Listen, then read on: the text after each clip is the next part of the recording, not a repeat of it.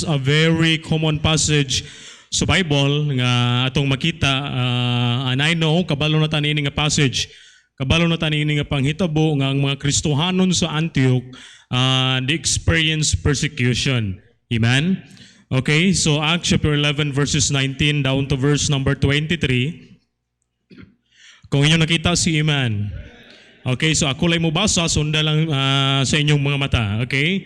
Acts chapter 11 verses 19 to verse number 23. The Bible says, "Now they which were scattered abroad upon the persecution that arose about Stephen traveled as far as Phoenice, Cyprus, Antioch, preaching the word to none but unto the Jews only. And some of them were men of Cyprus and Cyrene, which when they were come to Antioch spake unto the Grecians, preaching the Lord Jesus."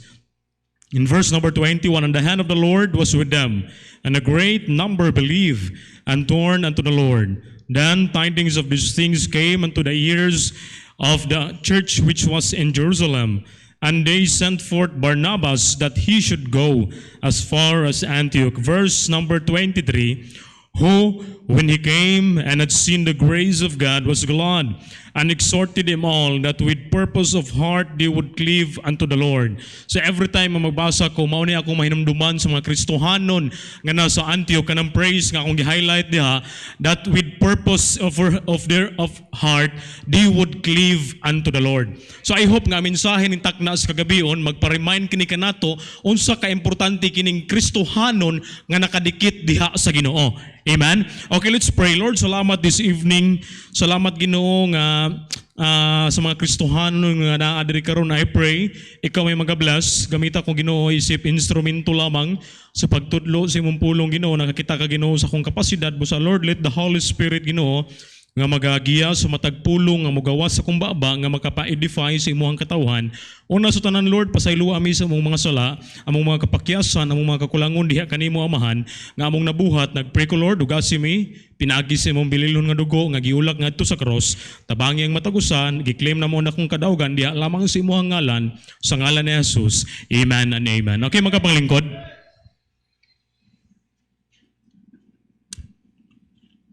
Salamat ko kay akong tubig na binlang pa gamay.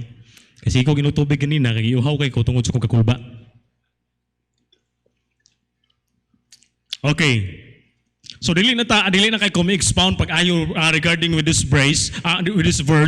Kaya we know sa story ni Ana, amen? Mga Kristohanon because of tungod sa pagwali nila sa pulong sa Ginoo, they undergo persecution. Okay? So ang nahitabo niya na ang mga Kristohanon nagkatibulaag. But ang nakanindot lang, the hand of the Lord was with them.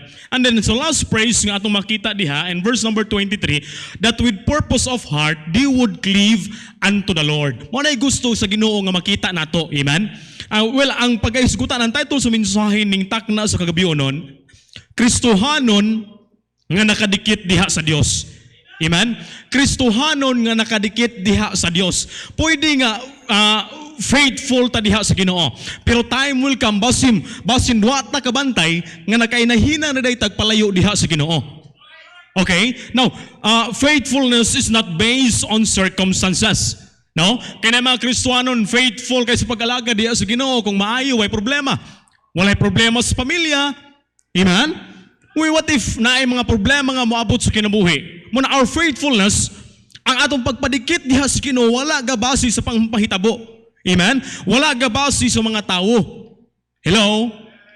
It is not based on people. Kay base niya, naay time nga dili lang ita matagad or naay time nga naay mga disappointments nga moabot sa kinabuhi, maingon nita nga kapuya day imbis inaali din mga lagad sa Ginoo.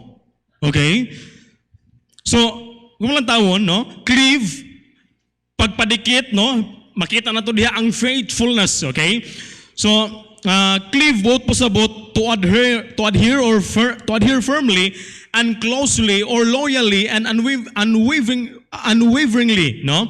So, example, sa Guinness World Record, nalang ko example nga ihatag sa inyo ha, anang pinakakusog nga mo pilit bitaw nga nakarga sa Guinness World Record kanang gitawag na tog Loctite Super Glue. Okay? Loctite Super Glue can now justifiably claim to be the strongest glue in the world. No? Okay. Just 9 drops were sufficient to convince the jury. 9 drops lang ha. Siyam lang katulo. And then, the Guinness World Record for the heaviest vehicle lifted with glow now goes to Loctite. Tiyak mo na. Unsa ka kusog, 9 drops lang, makaaswat na og sakyanan. No? Pero kanay sakyanan, basi plastic ka siguro niyo. Awit ako. Dulaan na yun, no? Okay, pero kayo mga taon mo, nakarga sa Guinness World Record nga pinakakusog nga, mupilit. Sahi, sa Pinoy na apod, no? Kaning kugmo. Mamugin ni madali-dali na to. Okay? So I remember sa kinabuhi ni Nehemiah. Okay? Sa kinabuhi ni Nehemiah, so diha nga naa siya close, sa diha nga dool siya sa hari nga si King Artaxerxes, naka-obtain siya favor. Okay? So ang trabaho ni Nehemiah, cupbearer ni siya, tigdala sa kupa sa hari. Okay, mao na ang trabaho ni Nehemiah. So sa diha nga si Nehemiah, si Nehemiah miadto sa hari, nya nabantayan ni King Artaxerxes nga murag Nehemiah unsa man ka? Magulaanon man ka? Nagsakit ka? Gilantan ka? So, misulti siya sa iyang burden. Misulti siya kay nakita ni King Artaxerxes nga murag magulaanon man si Nehemiah, pero unsay na nadawatan ni Nehemiah, naka-obtain siya favor. Amen? So inunaan ni kitang mga Kristohanon, kung nakadikit lang tadiya sa Dios, there's a favor sa atong kinabuhi. Amen? There's a favor na ay pabor. Amen?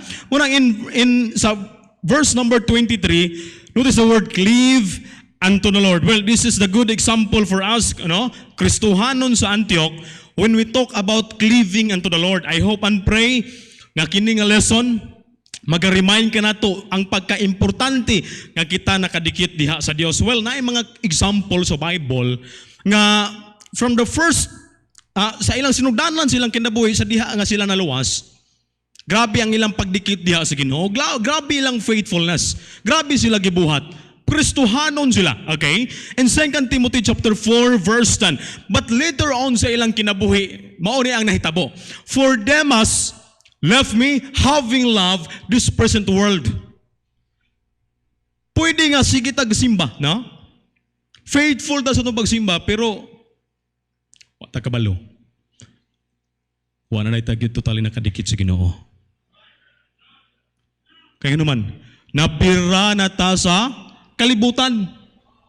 Nabira na ta sa kalibutan. Faithful ta sa atong attendance. Well, praise the Lord for that. Pero atong closeness diha sa Ginoo, atong intimacy diha sa Ginoo, kumusta naman? Amen? Kumusta naman? The world versus the world. Muna na hitabo ni Demas. Okay? And the next is Revelation chapter 3 verse 14. Mga kasimbahanan. Okay? And verse number 14. And unto the angel of the church of Laodiceans, write these things, say it, the Amen, the faithful and the true witness, the beginning of the creation. I know thy works, that thou art neither cold nor hot. I would thou wert cold or hot. And verse number 16. So then, because thou art lukewarm. No? Sa una, atong sa diha nga naluwas ta, grabe man kita kadasig. No? Grabe kita kadasig. Oy, init kayo ta. Bisan, yung nita nga, pastor, atong na itong pastor, murag, dasig kay kaguron. Atong na ito, pastor, pero aha naman aron. Asa naman ang kadasig karon? Asa naman ang kaluya karon? The churches in Laodicea, unsa nahitabo nila? Nahimo na silang lukewarm. Lukewarm na, okay? The church in Laodicea had grown lukewarm and useless. Nganong nahimo man silang lukewarm? Nganong nahimo nang magkamantay? Kailan mo nang lukewarm? No? Kanang tubig nga, unsa na sa Bisaya? Inadlaw. No, inadlaw? Okay. So their selfish focus on wealth and culture kept them from living on purpose in this life. Mao na nahitabo nga nganong na lukewarm sila. Kay ilang hunahuna naa na lang sa wealth. Naa na lang puko sa ilahang kinabuhi. Munang miabot sa punto nga ang Kristohanon, ang simbahan sa Laodicea, hapit na murag inadlan, hapit na mabugnaw. Kaya naman, na-divert na ilang focus. Amen? Na-divert na. Nagkadugay mo ng gusto sa Ginoo.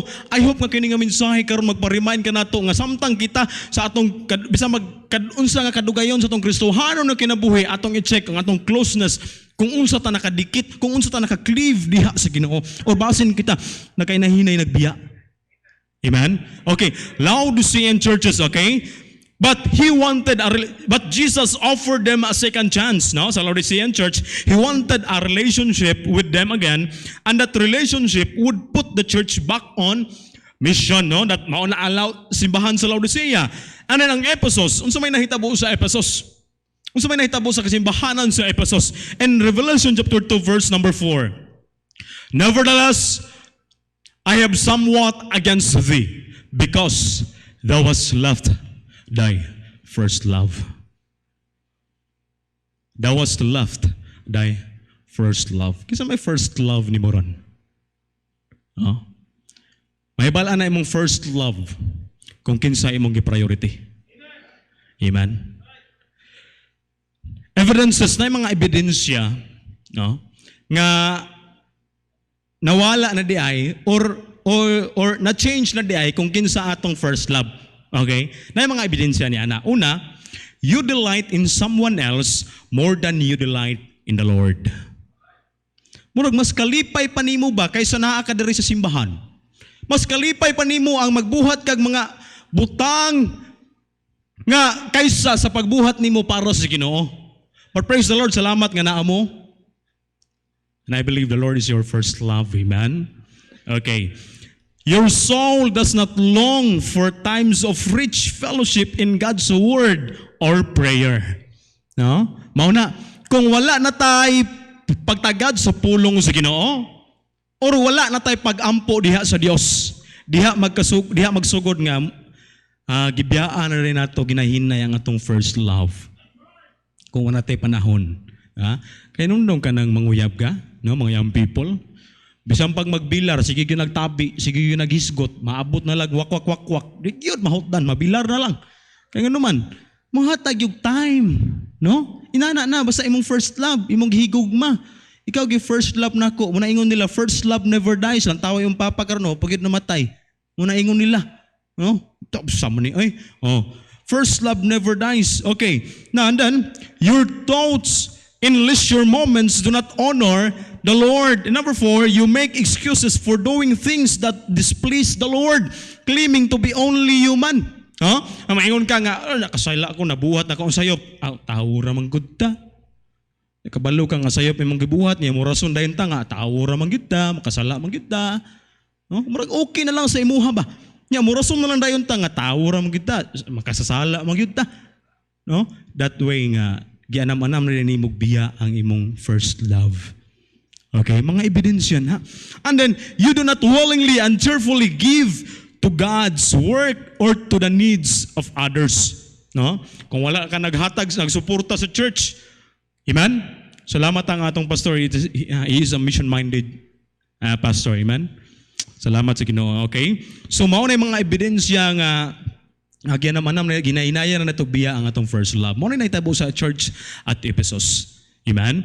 So I hope nga kini nga mensahe magpa-remind ka nato dili ta magdugay anito sa point number 1, mga timailhan nga kita nakadikit diha sa Dios. Una, kung sa paglutos kita nakapadayon. Amen? Kung sa paglutos kita nakapadayon, kinsa may wala ka sulay og paglutos diri karon. Taas ang kamot. Well, wala no? Kita tanan? Naata? Kasulay ito, no? Muna, sa verse nga atong gibasa, because of persecution, nagkatag sila. But sa last phrase atong gibasa, they cleave unto the Lord. Makita na to ang ilang faithfulness diha sa Ginoo. Muna'y gusto nga makita sa Ginoo sa tuwa karon.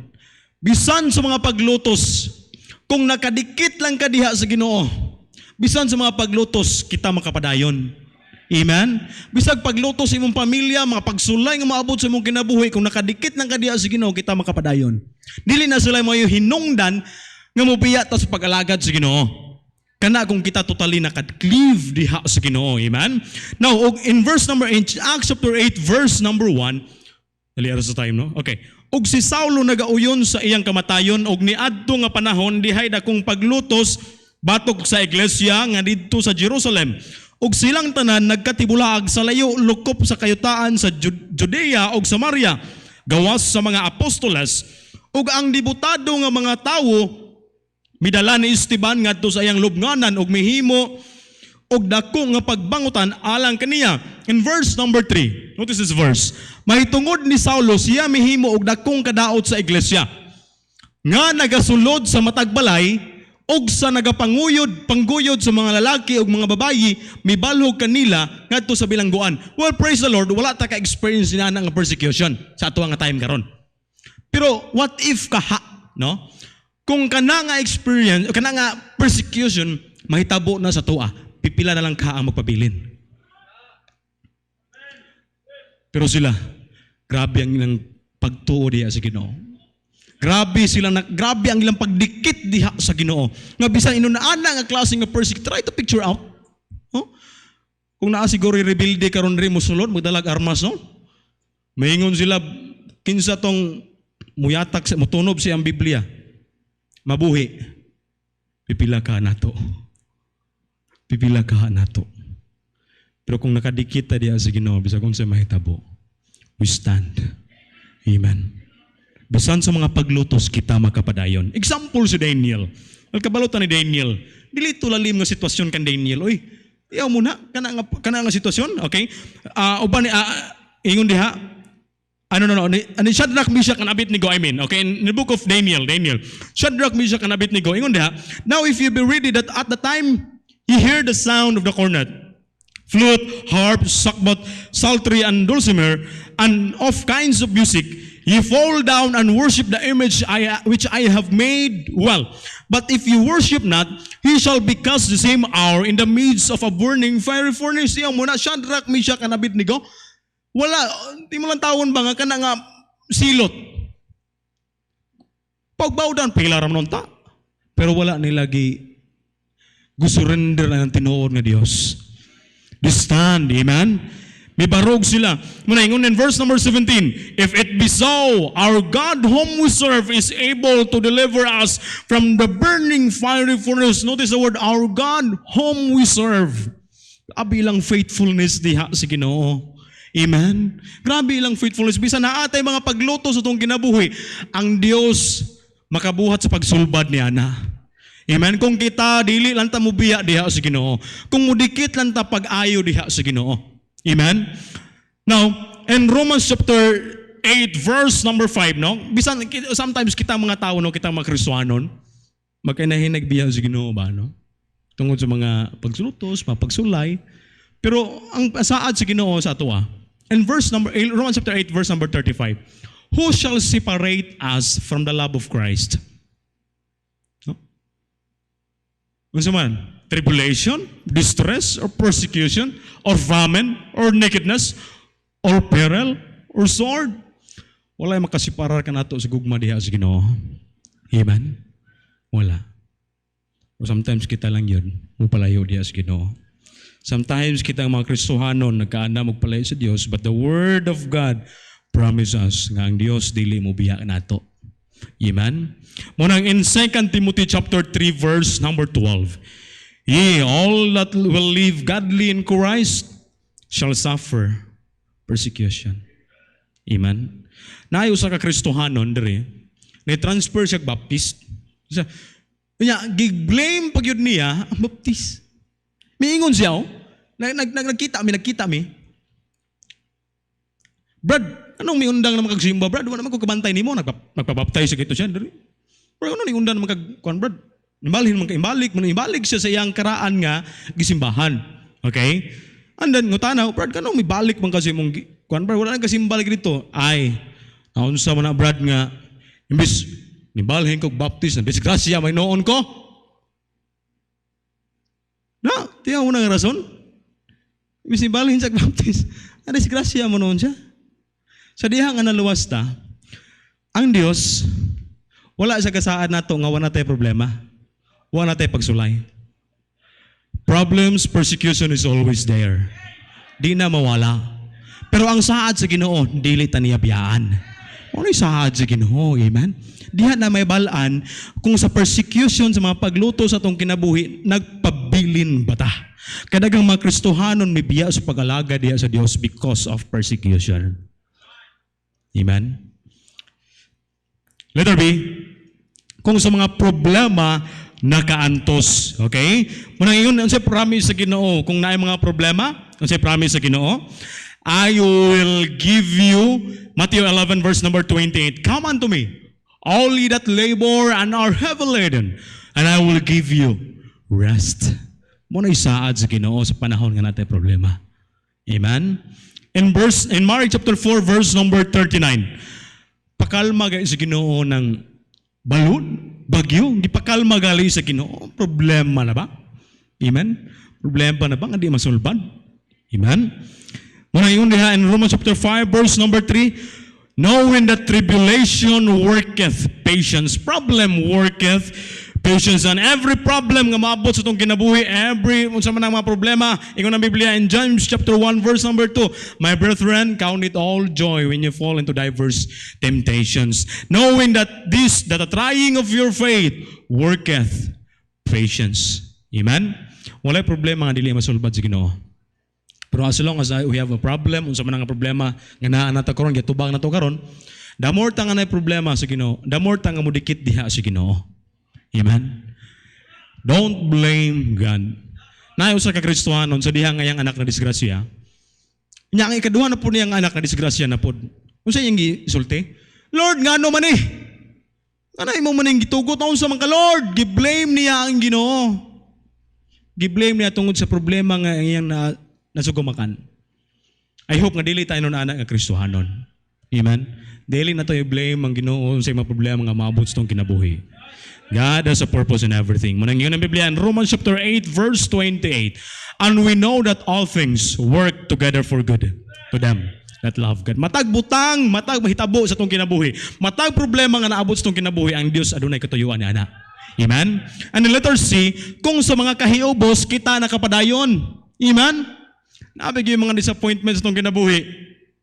No? Usahay, mahiubos sa itong Kristohano, sa atong kauban na Kristohanon, mo lang di sa kumusimbaran, ay, kinahaman siya.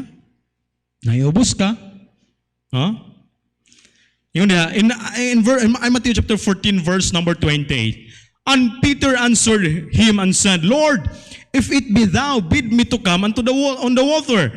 Verse number 29, and he said, come. And when Peter was come down out of the ship, he walked on the water to go to Jesus.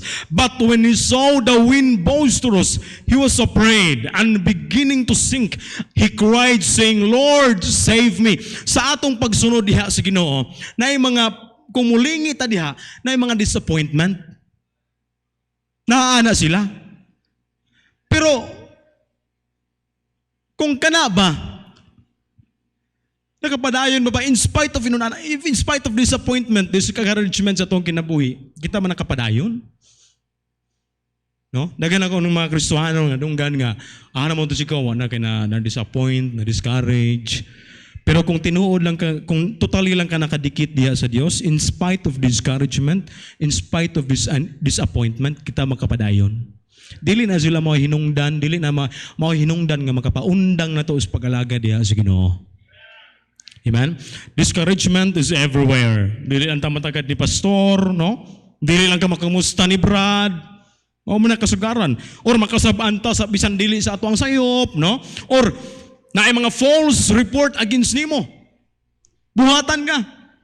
Pero salamat nga kita Kristohanon, we know nga ang Dios kung nakadikit lang ka diha sa Ginoo, bisag naay mga false report, naay mga sulti against nimo, kung nakadikit lang ka diha sa Ginoo, naay pabor sa Dios.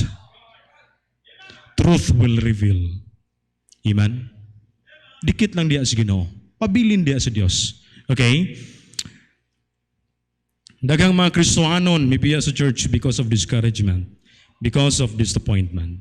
Hinungdan nga kita mga hinungdan na kita mo dikit mo paduol diya sa Ginoo. Mo dikit sa pag-alagad sa Dios. Ito ray, kay ato siyang gikinahanglan sa tanang panahon. Amen? Not only in times of problem, dili lang kayo sa panahon sa pagluto si kinahanglan na Ginoo, but every day we need God sa atong kinabuhi. Amen? Every day. Mananggingon na Biblia in John chapter 15 verse number 7. If you abide in me and my words abide in you, you shall ask what you will and it shall be done. In Hebrews 13 verse number 6. So that we may boldly say, the Lord is my helper. I will not fear what man shall do unto me. Bisa pag unsay buhaton sa tao sa imo, bisa pag unsay buhaton sa isig ka Kristohanon sa imo, if you, kung nakaklive lang ka diha sa Ginoo, kung nakadikit lang ka diha sa Ginoo, what man, ano man tong verse? Nawala man. Hebrews 13:6, what man shall do unto me? The Lord is my helper. Amen? Pagkanindot sa mensahe sa pulong. Pagkanindot sa bersikulo nga nagpa-remind ka nato. Amen? And letter B, kaya wala kita'y mahimo kung wala siya. Amen? Wag kita'y mahimo. Inood kina. Wag kita'y mahimo. As the John 15 verse number 4, abide in me and I in you, as the branch cannot bear fruit of itself. Verse number 5, I am the vine, ye are the branches. He that abideth in me and I in him, the same bringeth forth much fruit. For without me, ye can do nothing. So may na-achieve di mo karon sa mong kinabuhi, without the help of God, wala kita. No? Wala kita. Mamingon si Charles Spurgeon, ingon siya, without the Spirit of God, we can do nothing. We are as sheep without wind or chariots without steads. Like branches without sap, we are withered like coals without fire. We are useless. No? As an offering without the sacrificial flame, we are unaccepted. Inunana ang kinabuhi kung walay tabang sa Ginoo. Nya, magsaligtas tong kaugalingon. Wag tay mahimo. Mura na gitag uling ng way baga. Nana ang kinabuhi kung walay Ginoo. Manang yun ang Biblia, for without me ye can do nothing. And in letter C. Okay, murag point number 2 kita taman ron. Letter C. Ano ba? Makaapas pa ta sa point number 3. Okay, letter C. Aron kita makatubo diha kaniya. Amen? Ingon ang Biblia, I am the vine, and ye are the branches. No? Wala ta kakitag sanga lang diha. Uy. No? In the Biblia, in verse number 8, in 2 Peter chapter 3, verse number 18, but grow in grace and in the knowledge of our Lord and Savior, Jesus Christ. Amen? Munang, in 1 Peter chapter 2, verse number 1, okay. Wherefore, sa atong pagtubo, dapat natay mga ipang set aside. Natay ipadaplin. Kaning mga butanga nga mukos kanato og malnutrisyon, spiritual malnutrition. Mao kini ang mga butanga muka pamalnourish kanato. So dapat sa atong pagtubo isip Kristohanon, we need to set aside those things. Amen. Unsa ingon sa Biblia?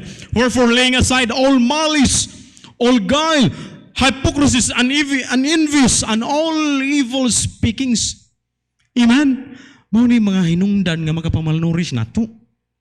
Amen. Mga daotang panghuna-huna, no? Pagpamakak, pagkaaron-ingnon, pagkamasinahon. Unsa no kung naa ato ning kinaiya nga pagkamasinahon, di kita motubo sa tong Kristohanon nga kinabuhi. Mao ni hinungdan nga mamalnorista. Pagkamasinahon, pagkabugal-bugalon. No, say di takabantay ni abot yun mga bugal-bugalon na gyud kita no? No? Pero makapamalnourished ka nato ni sa itong espirituhanong kinabuhi. No? And then, naapil naman nun rin, kanang mga pagpanglibak sa Kristohanon. No? I hope nga wala na tayo ka na bitang uso na mga ginakaroon, ka na si Marites. I hope nga wala na tayo Marites dire. Kanang Marites, sa kalibutan na. Sa mga dili, luwas na. Kaya kung naay kasagaran sa mga Marites, ang lawas niya now, mao na. Sige panghimantay sa sayop sa uban. No? Ang Marintes, kana si Marites, kumpos na siya og daotang panguna-una. Mao na. Pagpamakak, mao na. No? No? Pagkamasinahon, mao na si Marites. Mao na. Ito na tamagis ko itong Marisol. Marisol, kaya naman si Marisol dito, no? Ang tingalang ng Marisol. Basta ikaw, ikaw dahil ha. Dila to. Oh, istorya lang sa kuan ba? Sa gawas. No? Ato nang i-set aside. Amen? Wala na nato na. Unsa may angay natong buhaton? We need the word of God. Amen? We need the word of God to grow. In verse number 2, as a newborn babes desire the sincere milk of the word that you may grow thereby. Kinahanglan tagpulong sa Ginoo. Katong sa previous verse nga atong isigutan, di man ta mo grow ato. Katong nga pamagi, dili man ta mo tubo ato. Dili man. Mao po nun to'y magpalayo nato sa Ginoo. Mao po nun to. Okay? Okay, so I have 10 minutes. Number 3. Unsaon man ang pagdikit diha sa Ginoo? Diha sa Dios. Ito ray, padayon sa pagkahadlok diha sa Ginoo. Amen? Na ba kay kahadlok sa Ginoo karon? Na ba tay kahadlok kasing karon diha sa Ginoo? Unang gingon ng Biblia in verse number 13 in the book of Deuteronomy chapter 6, thou shalt fear the Lord thy God and serve Him and shalt swear by His name. In letter B, padayon sa pagtahod diha sa Ginoo. Amen? Unang gingon si Peter, we ought to obey God rather than men. Amen? In Joshua chapter 24, verse number 24, and the people said unto Joshua, the Lord our God we will serve, and His voice we will obey. Nakakatayo na nga kasing-kasing. Amen? Nakakatayo na. Padayon sa pagtahod diha sa Ginoo. Ang pagtahod sa Dios mao ang paglikay sa pagpakasala. Amen? Kung mitahod ka sa Ginoo, dili na ta mo gamit ani. Na po ni pastor. Murag para ba ni ice? Pero kung nagtahod ka sa Ginoo, dili na tanini, amen? Ay, nalapagidi ay. Usahay. No, yung panila, ang baptize naman mo inom ba, pero kusog lang mo higop og suka.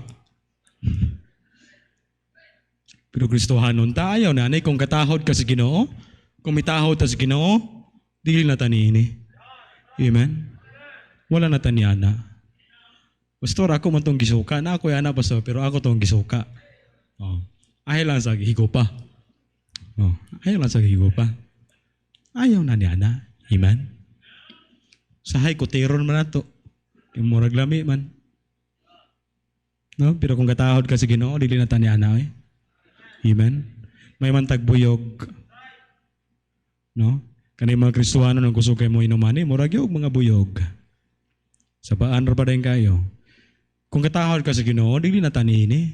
Ato lang hinayon, kaya murag sakit naman ko. Next slide. No? Next slide please. Oh. Kung katahod ka sa Ginoo, dili na taniana. Mga bata karon, tinuod ba na? Di ba? Tinuod ba na karon? Ultimong mga bata, gagamit na niya na. No? Dili na ako ha, sa bata pa ko. Niwang mo ko sa una. No? Kung katao to sa Dios, wala na tanyana.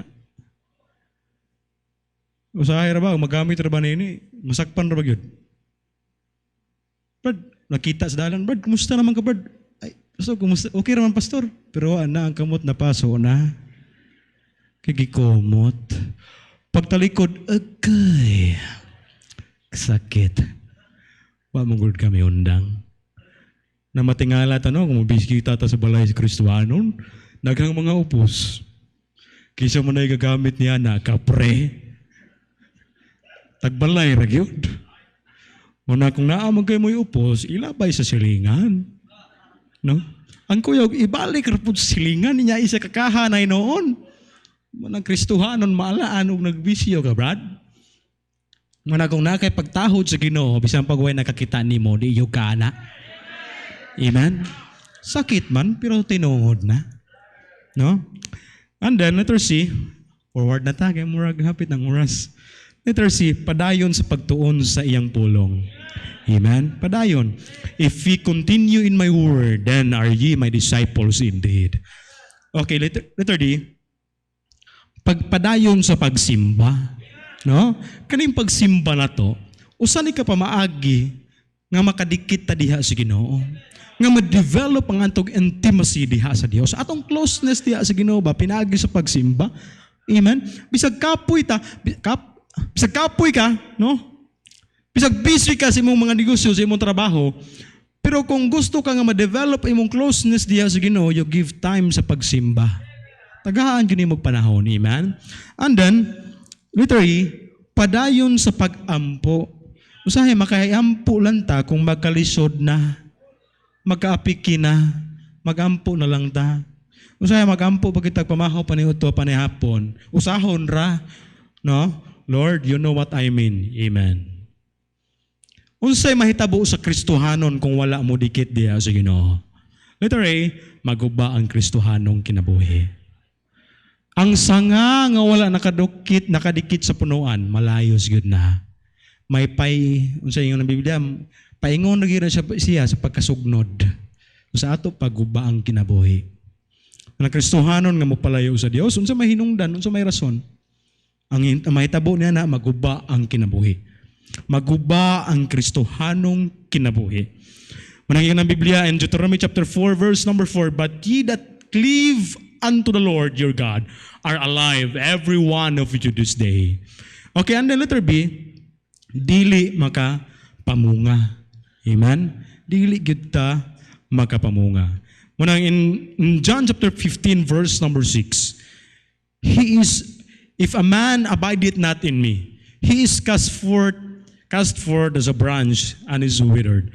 And men gathered them and cast them into the fire, and they are burned. Muna yung mahitabo sa itong kinabuhi kung wala ta nakadikit diha sa Ginoo. Amen? I hope nga kini nga mensahe nagpa-remind ka nato unsa ka importante kining makadikit ta diha sa Ginoo. Muna i-check nato ang atuang kasing-kasing. Basin, we are so faithful diha sa pagsimba, unsa faithful kita pero di ay atong kasing-kasing layo na diha sa Ginoo. Yeah. When in Joshua 23 verse 8, rather cling tightly to the Lord your God as you have done until now. Amen?